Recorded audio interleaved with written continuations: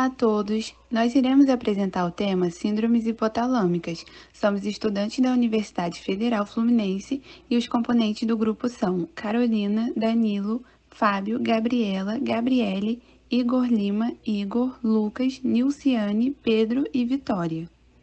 Dando uma breve introdução, o hipotálamo faz parte do diencéfalo. É uma região que possui grande importância no sistema nervoso central devido às suas variadas funções. O fórnice, que consiste em um conjunto de fibras, divide o hipotálamo em uma parte medial e uma parte lateral, nas quais estão localizados os múltiplos núcleos hipotalâmicos que desempenham as inúmeras funções.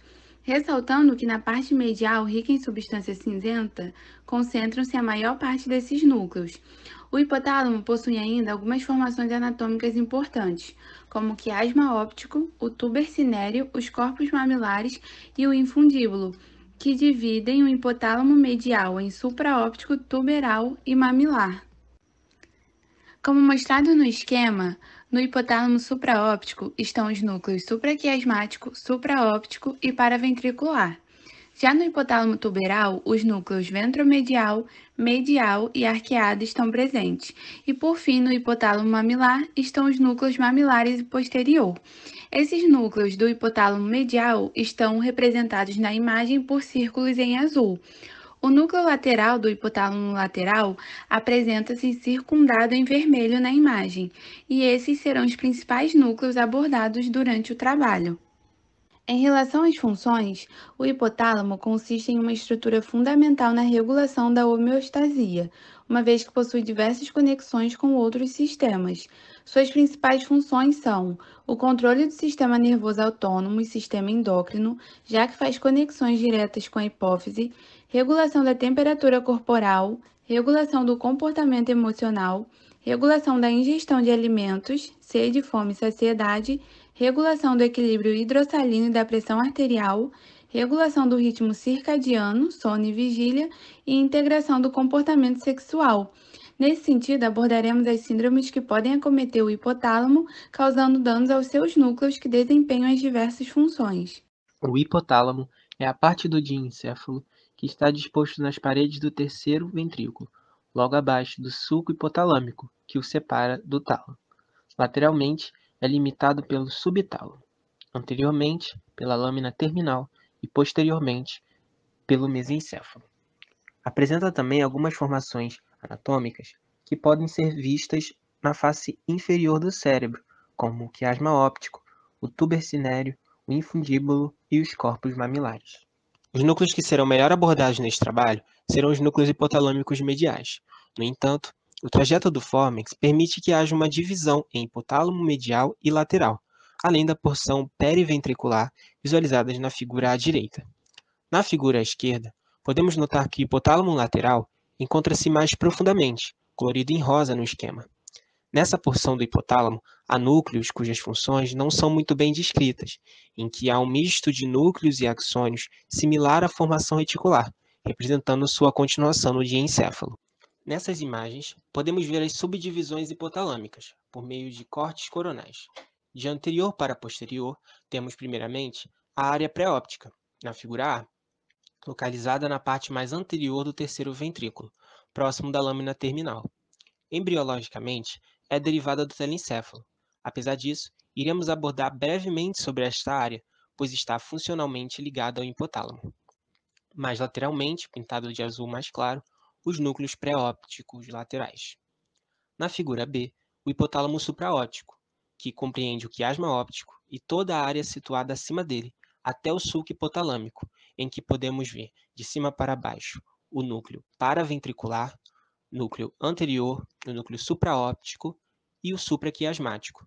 Nas bordas do terceiro ventrículo, há também o núcleo periventricular.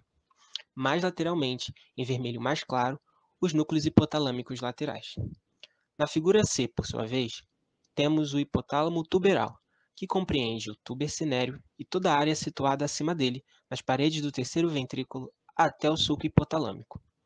Podemos visualizar os núcleos dorsomedial, ventromedial e o núcleo arqueado. Aqui podemos ver com mais detalhes a divisão que é feita pelo trajeto do fórnix, separando os hipotálamos em medial e lateral. Lateralmente aos núcleos mediais estão, portanto, os núcleos hipotalâmicos laterais. Por último, na figura D, o hipotálamo mamilar, que compreende os corpos mamilares e seus núcleos e toda a área situada acima dele, ao longo das paredes do terceiro ventrículo até o sulco hipotalâmico. Podemos ver os núcleos posterior e os núcleos mamilares. Lateralmente, com coloração mais clara, a parte posterior dos núcleos hipotalâmicos laterais. A vascularização do hipotálamo se dá pelas artérias e veias de mesmo nome. Portanto, a irrigação arterial se dá pelas artérias hipotalâmicas, enquanto a drenagem venosa pelas veias hipotalâmicas. Agora vamos dar uma passada sobre as funções da região supraóptica do hipotálamo. Como outrora foi destacado pelo amigo, essa região compreenderá 5 núcleos descritos no slide. E começando pelo núcleo supraóptico. Ele será um dos responsáveis pelo balanço hídrico do corpo. Juntamente com o núcleo paraventricular, eles são responsáveis pela liberação do ADH, também chamado de vasopressina. Essa vasopressina ela terá atuação na corrente sanguínea e nos rins, onde será responsável por aumentar a pressão sanguínea, a promover constrição dos vasos e aumentar a reabsorção de água nos rins. O núcleo paraventricular ele será responsável pela sintetização de ProTRH, o hormônio liberador de tireotropina, como resposta à sucção pelo bebê. Além disso, ele vai ser responsável, como eu já falado, pela liberação de vasopressina. E também ele será responsável pela liberação de ocitocina.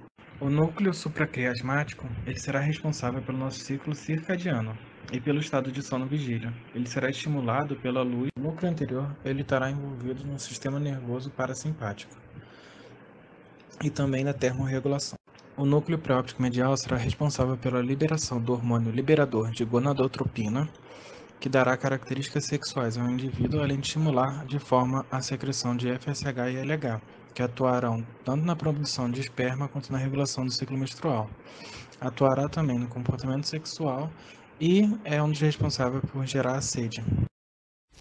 Vamos falar um pouco sobre o diabetes insípido central. Como vimos, o núcleo paraventricular e o núcleo supraóptico do hipotálamo anterior contêm os neurônios magnocelulares, os quais produzem o hormônio antidiurético, também conhecido como ADH ou arginina vasopressina, ou somente vasopressina. É importante lembrarmos que o hipotálamo anterior possui osmorreceptores que são sensíveis à osmolalidade, ou concentração de partículas dissolvidas no sangue. Por exemplo, em um caso de desidratação, a osmolalidade aumenta e os osmorreceptores são acionados. Em resposta, haverá o estímulo à produção de ADH pelo hipotálamo e sua liberação pelo lobo posterior da hipófise. O ADH, através da corrente sanguínea, vai até os rins e lá ele irá se ligar aos receptores tubulares V2, fazendo com que os canais aquaporina 2 cheguem até a superfície luminal e assim aumentem a permeabilidade tubular à água. Dessa forma, a diminuição da excreção de água pela urina e maior reabsorção de água para o sangue, a fim de normalizar a osmolalidade. Temos alguns tipos de diabetes insípidos, mas falaremos hoje do diabetes insípido central adquirido. Ele resulta de lesões que atingem os neurônios secretores de ADH ou impedem o transporte do ADH pelo sistema porta-hipofisário. Sendo assim, quando há uma deficiência de vasopressina decorrente de doença hipotalâmica hipofisária, haverá baixa reabsorção de água nos túbulos coletores, aumentando assim a produção de urina e também haverá aumento da osmolalidade, já que o sangue estará pouco diluído, causando muita sede. Sabiam que cerca de apenas 10% dos neurônios neurosecretores devem permanecer intactos para evitar o diabetes insípido central? Nesse contexto, o diagnóstico dessa doença é feito através do teste de privação de água e da medição da vasopressina circulante. Já o tratamento é feito por meio de reposição hormonal e tratamento das causas corrigíveis. A restrição de ingestão de sal também pode ajudar, pois diminui o débito urinário por redução da carga de solutos. A ausência de tratamento apropriado pode acabar causando uma lesão renal permanente.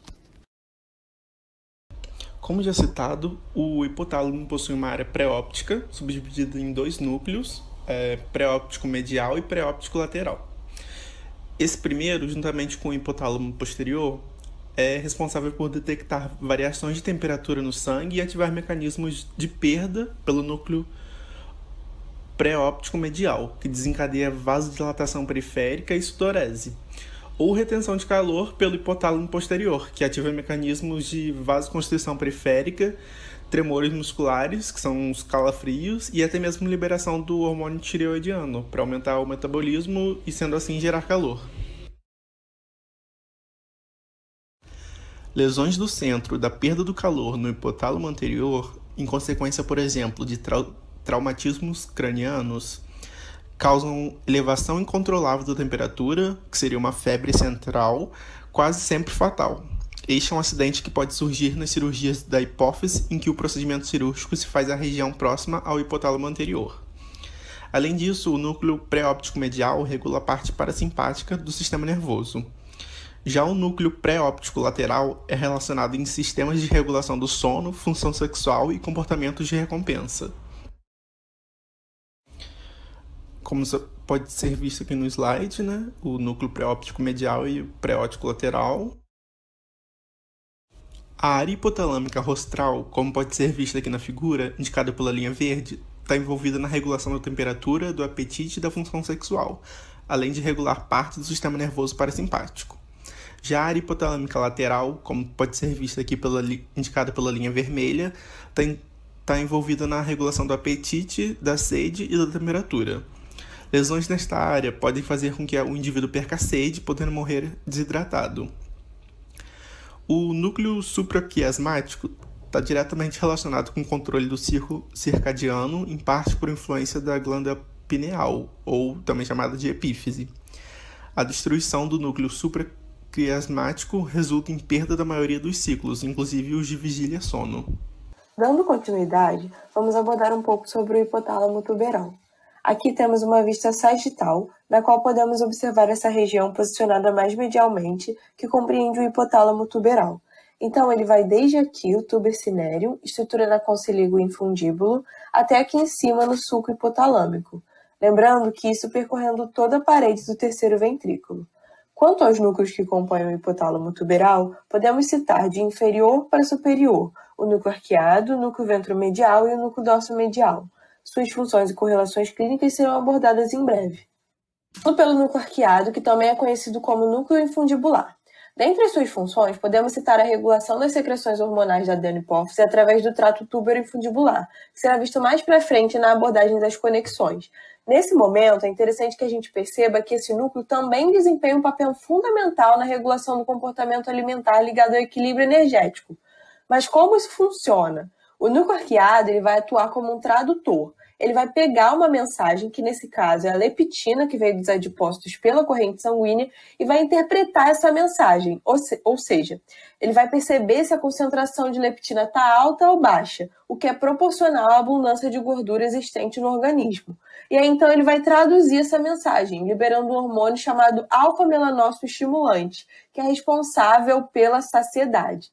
A falta, então, de receptores para a leptina no núcleo arqueado dificulta a interpretação dessa mensagem, então estando relacionados com a predisposição genética para a obesidade. Agora vamos aplicar isso na síndrome de Babinski-Froelich, que é uma distrofia de pósito genital gerada por um craniofaringioma localizado na área túbero-infundibular. É interessante comentar que essa síndrome ela marcou o surgimento da neuroendocrinologia, porque alguns estudiosos acreditavam que os seus sintomas eram consequência de uma insuficiência da hipófise, o que seria explicado pelo prejuízo na secreção de diversos hormônios. Mas aí, ao estudar o aparecimento desses mesmos sintomas com craniofaringiomas, eles demonstraram que tratava-se de um acometimento a nível do hipotálamo, mais especificamente na área do núcleo arqueado, sem ter uma lesão direta da hipófise, demonstrando então o efeito primário do hipotálamo na regulação hormonal. Os craniofaringiomas, eles são tumores benignos epiteliais que constituem 1/4 dos tumores intracranianos. Na patogenia dessa síndrome, eles podem se desenvolver na área túbero-infundibular ou mesmo invadir a região, exercendo uma compressão sobre as estruturas, como o núcleo arqueado, infundíbulo e o tuber cinereum. Dentre os sintomas dessa síndrome, podemos destacar, então, em primeiro lugar, a falha no desenvolvimento sexual, que está relacionada com interferências nos mecanismos hipotalâmicos, de regulação da secreção de hormônios gonadotróficos pela adenopófise, e, em segundo lugar, a obesidade, demonstrando a sua função de regulação da ingestão de alimentos, como citamos anteriormente. Então, aqui temos em B1 e B2 as vistas do crâniofaringioma, demonstrando esse reposicionamento da região túbero-infundibular, né? E aqui imagens de uma menina de 17 anos com essa síndrome e um quadro clínico de obesidade e amenorreia. Continuando os estudos sobre os núcleos do hipotálamo tuberal, vamos falar um pouco do núcleo hipotalâmico dorso-medial, aqui representado. Ele se localiza adjacente ao terceiro ventrículo, caudal ao núcleo paraventricular e dorsal ao núcleo ventromedial. Ele parece ter uma função de descarga simpática, vascular e cardíaca, e também tem uma ação muito importante de uma resposta física durante o processo de estresse emocional. Voltando um pouco para o comportamento alimentar, vamos falar um pouco da síndrome hipotalâmica lateral e síndrome hipotalâmica ventromedial. Durante estudos em laboratório feitos na década de 40, se percebeu que a estimulação do cérebro da área hipotalâmica lateral de ratos resultava em um estado de o animal se alimentava ferozmente. Por isso essa área ficou chamada de centro da fome, enquanto que a estimulação da área hipotalâmica ventromedial causava um estado de total saciedade, ou seja, o animal ele não se alimentava mesmo na presença de alimentos que eram apetitosos para ele. Da mesma forma, a destruição desses núcleos causava o efeito oposto, como a gente pode ver ilustrado nesse esquema aqui.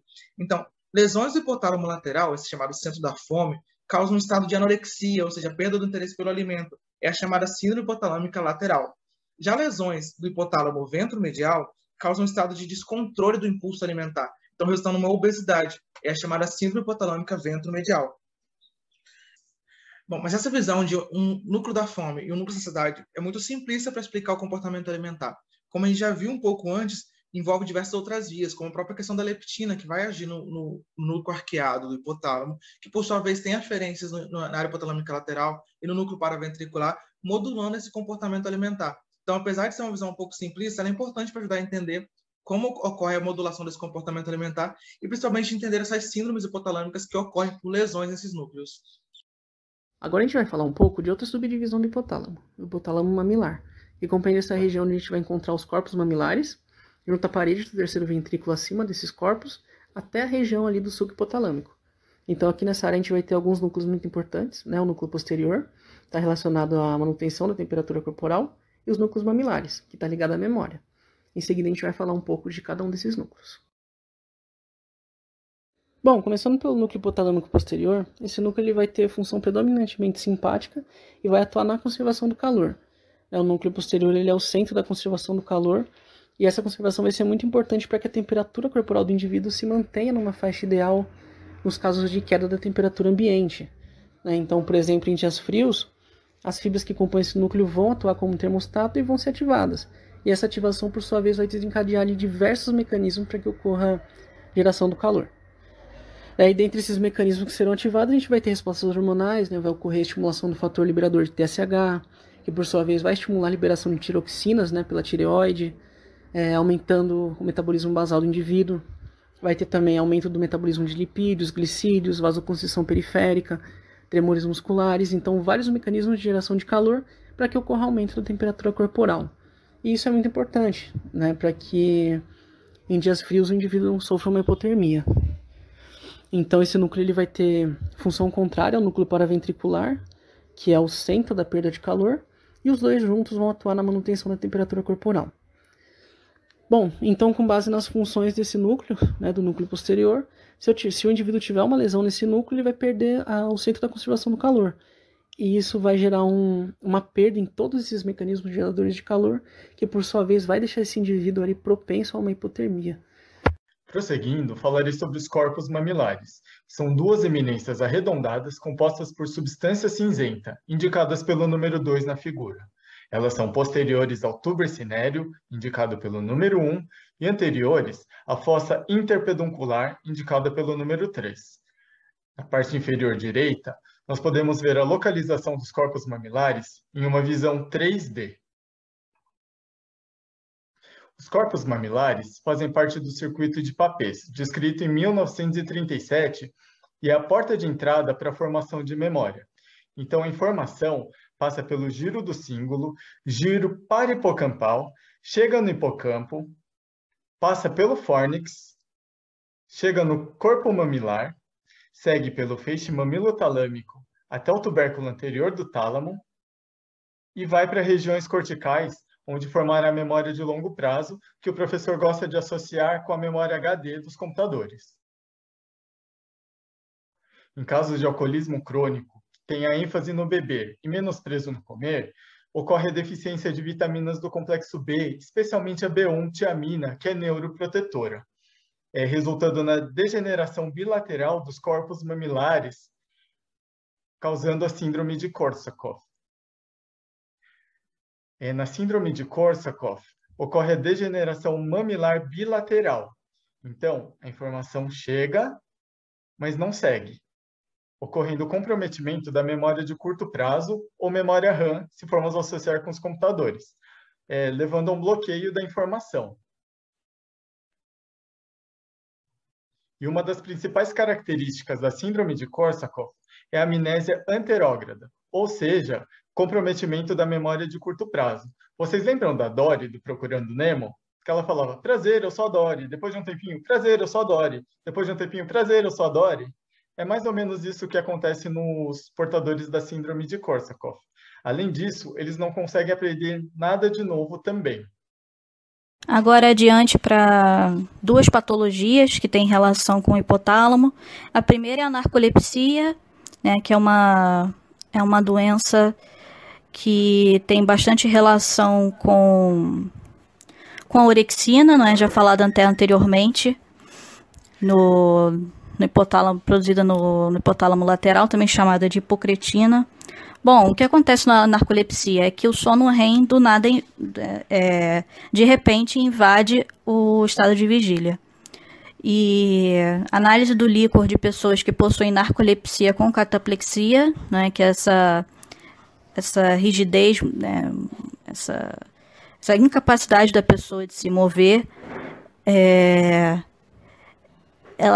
a pessoa vai ser atacada por anticorpos, né, quer dizer, a pessoa não, perdão. Os neurônios que produzem hipocretina vão ser atacados por anticorpos em uma reação autoimune. E, além disso, é importante destacar as relações dessa doença com a obesidade e também o papel da orexina na produção de gordura marrom, porque é a gordura que produz, torna, né, a energia em calor, né, ela produz calor, então seria mais fácil para essas pessoas serem obesas, né, devido a essa deficiência. Agora nós vamos aprender um pouco sobre a síndrome de Prader-Willi, que vai nos ajudar a rever alguns conceitos. Então, ela é uma anomalia neurogenética congênita e multissistêmica que afeta a região Q11 e a Q13 do cromossomo 15 de origem paterna. Ela apresenta diversos sinais e sintomas, como hipotonia e algumas características físicas típicas, mas vamos focar nesses sinais e sintomas, como hiperfagia, obesidade, hipotireoidismo, hipogonadismo, insuficiência adrenal central, baixa estatura, distúrbios do sono, hiper e hipotermia idiopáticas. Então, qual deve ser uma das principais estruturas alteradas por essa síndrome?